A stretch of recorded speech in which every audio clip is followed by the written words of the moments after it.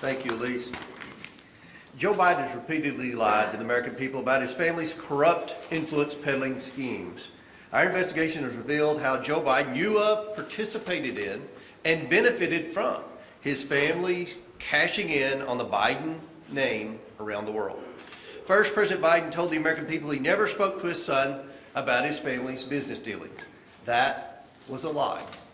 President Biden spoke by phone, attended dinners, had coffee with his son's foreign business associates. These individuals include Russian and Kazakhstani oligarch, a Burisma executive, and a Chinese national who funneled millions to his son. President Biden claimed there was an absolute wall between his official government duties as vice president and his family. But there was no such wall. The door was wide open to his family's influence peddling schemes.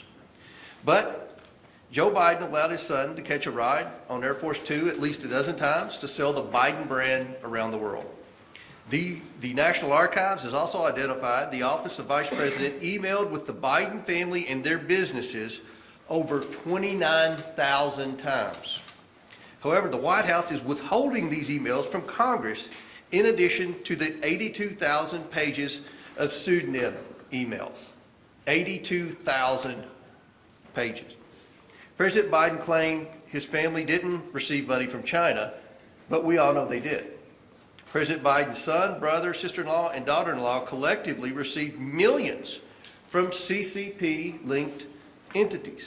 We've also revealed how Joe Biden received $40,000 in laundered China money in the form of a personal check from his sister-in-law. The White House and corporate media continue to move the goalposts as they seek to cover up for President Biden and his family. But make no mistake, financial records, emails, text messages, and witness testimony reveal that the Biden family enterprise is centered on Joe Biden's political career and connections. Joe Biden knew about, participated, and benefited from these schemes. This is a national security threat at the highest level of government, and Americans demand accountability for the Biden corruption. Over the next 2 months, our committees will interview members of the Biden family and their associates about this record of evidence. We expect full compliance with our lawfully issued subpoenas. No one is above the law, even if your last name is Biden.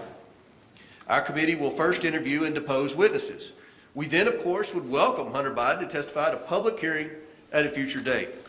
Democrats should have no concern with first deposing and interviewing key witnesses.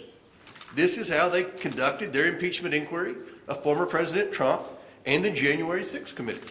President Biden's pattern of lies, corruption, and obstruction demand action from Congress. We will continue to follow the facts and hold President Biden accountable to the American people. It's now my pleasure to introduce the chairman of the Judiciary Committee, Jim Jordan.